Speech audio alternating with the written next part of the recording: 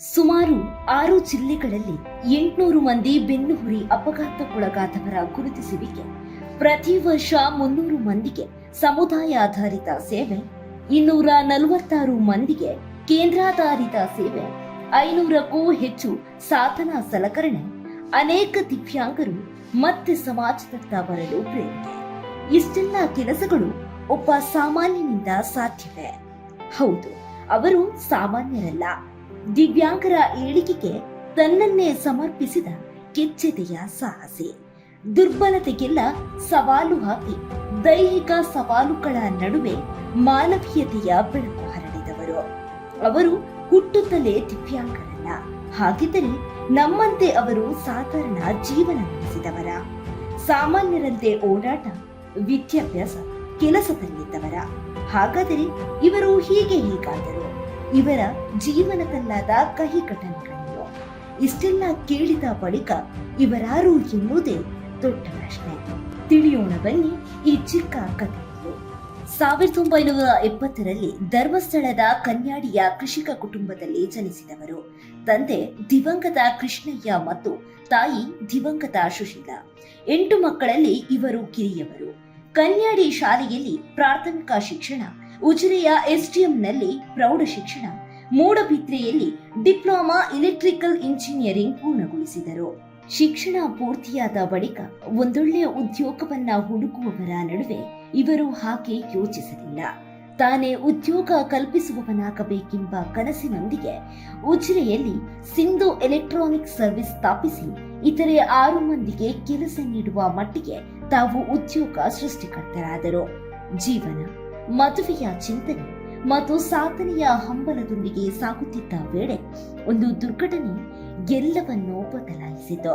ತನ್ನ ಮನೆಯ ಕೃಷಿ ಕೆಲಸ ಮಾಡುವಾಗ ವಿದ್ಯುತ್ ತೊಂದರೆ ಕಾಣಿಸಿಕೊಂಡಲ್ಲಿ ಏನಾಗಿರಬಹುದೆಂದು ನೋಡಲು ಹತ್ತಿರದ ಟ್ರಾನ್ಸ್ಫಾರ್ಮರ್ ಹತ್ತಿದರು.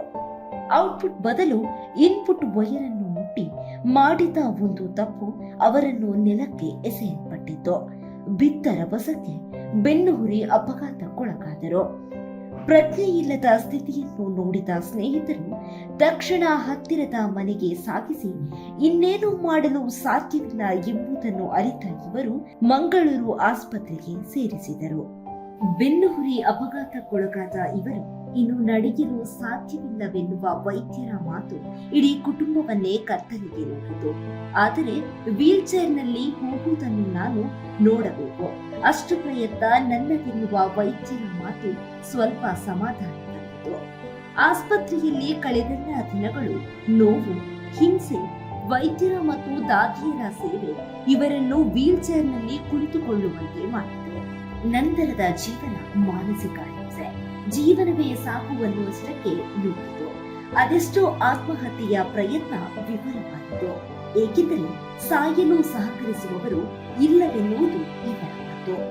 ಎಲ್ಲವನ್ನೂ ಕಳೆದುಕೊಂಡು ಶೂನ್ಯನಾಗುವ ಸಂದರ್ಭದಲ್ಲಿ ತಮ್ಮ ಆತ್ಮೀಯರು ಹಾಗೂ ಗುರುಗಳಾದ ಕೊಕ್ಕಳದ ಶ್ರೀ ಕೃಷ್ಣ ಭಟ್ಟಿ ಇವರ ಪತ್ರ ಎಲ್ಲವನ್ನೂ ಮರೆಸಿ ಸಮಾಜದ ಚಿಂತನೆ ಮಾಡುವಲ್ಲಿ ಪ್ರೇರೇಪಿಸಿತು.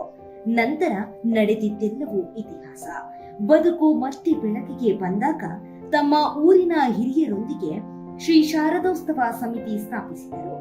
ಸಮಯ ಸಾಗಿದಂತೆ ಹಲವಾರು ಯೋಜನೆಗಳಿಗೆ ಒಂದೇ ವೇದಿಕೆಯಾಗಿ ಕತ್ತಲ ಬದುಕಿಗೆ ದೀಪವಾಗಿ ಬಂದ ಸೇವಾ ಭಾರತಿ ಎಂಬ ಸಮಾಜಮುಖಿ ಸಂಘಟನೆಯನ್ನು 2004ರಲ್ಲಿ ಸ್ಥಾಪಿಸಿ ಕೃಷಿ, ಆರೋಗ್ಯ, ಮಹಿಳಾ ಸಬಲೀಕರಣ, ದಿವ್ಯಾಂಗರ ಪುನಶ್ಚೇತನ ಕ್ಷೇತ್ರದಲ್ಲಿ ಶ್ರದ್ಧೆಯಿಂದ ಕೆಲಸ ಮಾಡಿದರು.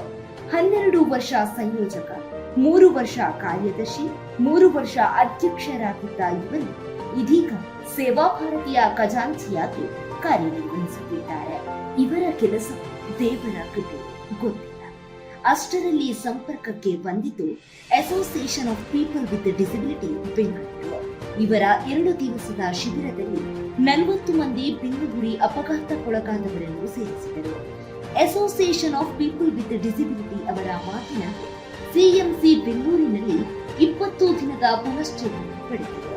ಈ ಪುನಶ್ಚೇತನದ ದಿನಗಳು ಬಾಳಲ್ಲಿ ಮತ್ತೆ ಆತ್ಮವಿಶ್ವಾಸ ನೀಡಿತು. ಹಿಂತಿರುಗಿ ಬರುವಾಗ ಆಪ್ತರಾದ ಶ್ರೀ ಬಾಲಕೃಷ್ಣ ಇವರಲ್ಲಿ ತಮ್ಮ ಕನಸಾದ ಬೆಳ್ತಂಗಡಿಯಲ್ಲಿ ಪುನಶ್ಚೇತನ ಕೇಂದ್ರದ ನಿರ್ಮಾಣದ ಬಗ್ಗೆ ಅಭಿಪ್ರಾಯವನ್ನು ಹಂಚಿಕೊಂಡರು.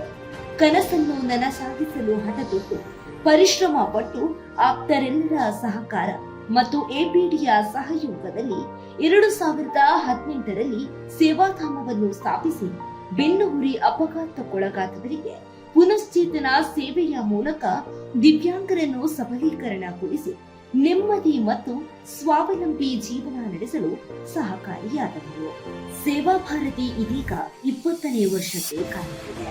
ದಕ್ಷಿಣ ಕನ್ನಡ ಜಿಲ್ಲೆಗೆ ಮಾದರಿಯಾಗಿ ರಾಜ್ಯದ ಇತರ ದಿವ್ಯಾಂಗರಿಗೂ ನೂತನ ಪುನಶ್ಚೇತನ ಕೇಂದ್ರ ನಿರ್ಮಾಣದ ಯೋಜನೆ ಇದೆ. ಇದು ಕೇವಲ ಸೇವೆಯಷ್ಟೇ ಅಲ್ಲ, ಇದು ಮಾನವೀಯತೆಯ ಹೊಸ ಅಧ್ಯಾಯ. ಬಿತ್ತರು ಹಾರಾಟವನ್ನು ನಿಲ್ಲಿಸದ ಹಕ್ಕಿಗಳು ಪುನಃ ಹಾರಾಡುತ್ತಿದೆ. ಅವರು ತಮ್ಮ ಜೀವನದ ದಿಕ್ಕನ್ನು ತಿರುಗಿಸಿದರು. ಮೈ ರೋಮಾಂಚನಗೊಳಿಸುವ ಇವರ ಬದುಕಿನ ಹಾದಿ, ದಿಟ್ಟತನದ ಹೋರಾಟ, ಸಮಾಜಕ್ಕೆ ನೀಡಿದ ಸೇವೆ, ಸಾಧನೆಗೆ ನೂರಾರು ಜೀವಗಳು ಇಂದು ಇವರನ್ನೇ ಆದರ್ಶ ವ್ಯಕ್ತಿಯನ್ನಾಗಿ ಪ್ರೀತಿಸಿ ಗೌರವಿಸಿ ಬೆಂಬಲಿಸುತ್ತಿದ್ದಾರೆ. ಹಾಗಾದರೆ ಸೋತಾಗ ಭರವಸೆ ನೀಡಿದ ಕೃಷ್ಣ ಭಟ್ಟರ ಪತ್ರದಲ್ಲಿ ಇದ್ದಿದ್ದೇನೋ?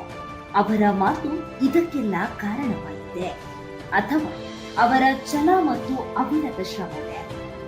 ಖಂಡಿತ ಪತ್ರದಲ್ಲಿದ್ದುದು ಇಷ್ಟು: ನೀನು ನಿನ್ನ ಬಗ್ಗೆ ಚಿಂತಿಸಲಿಲ್ಲ, ನಿನ್ನಕ್ಕಿಂತ ಕಷ್ಟದವರನ್ನು ನೋಡು ಎನ್ನುವ ಮಾತು. ಸೂಕ್ತ ಮಾರ್ಗದರ್ಶನ, ಅದನ್ನು ಸ್ವೀಕರಿಸುವ ಮನಸ್ಸು ಮತ್ತು ಛಲವಿದ್ದರೆ ಏನನ್ನೂ ಸಾಧಿಸಬಹುದು ಎನ್ನುವುದಕ್ಕೆ ಈ ವ್ಯಕ್ತಿ ಪ್ರತ್ಯಕ್ಷ ಉದಾಹರಣೆ. ದೇಹದ ಸ್ವಾಧೀನ ಕಳೆದುಕೊಂಡರೂ ಕೊರಗದೆ ಅಮೂಲ್ಯ ಜೀವನವನ್ನು ಹಾಳುಗೆಡವಿಕೊಳ್ಳದೆ ತಾವು ಸ್ವಾವಲಂಬಿಯಾಗಿ ಬೆಳೆದು ಇತರರ ಮೊಗದಲ್ಲಿ ನಗು ಧರಿಸಿದ ಈ ಕಿಚ್ಚದೆಯ ಸಾಧಕ ಬೇರೆ ಯಾರೂ ಅಲ್ಲ, ಅವರೇ ಶ್ರೀ ಕೆ ವಿನಾಯಕರಾವ್ ಕನ್ಯಾಡಿ. ದೇಹ ಕುಗ್ಗಿದರೂ ಆತ್ಮವಿಶ್ವಾಸ ಕುಗ್ಗಬಾರದು, ಆಗ ಚರಿತ್ರೆಯನ್ನೇ ಸೃಷ್ಟಿಸಬಹುದು. ನಾವು ಬದುಕುತ್ತಿರುವ ಜೀವನಕ್ಕಿಂತ ನಾವು ಬದಲಾಯಿಸುತ್ತಿರುವ ಇನ್ನೊಬ್ಬರ ಬದುಕೆ ನಿಜವಾದ ಸಾಧನೆ. ವಿನಾಯಕರಾವ್ ಕನ್ಯಾಡಿ ಇದು ಕೇವಲ ಒಂದು ಹೆಸರಲ್ಲ, ಪ್ರೇರಣೆಯ ಶಕ್ತಿ.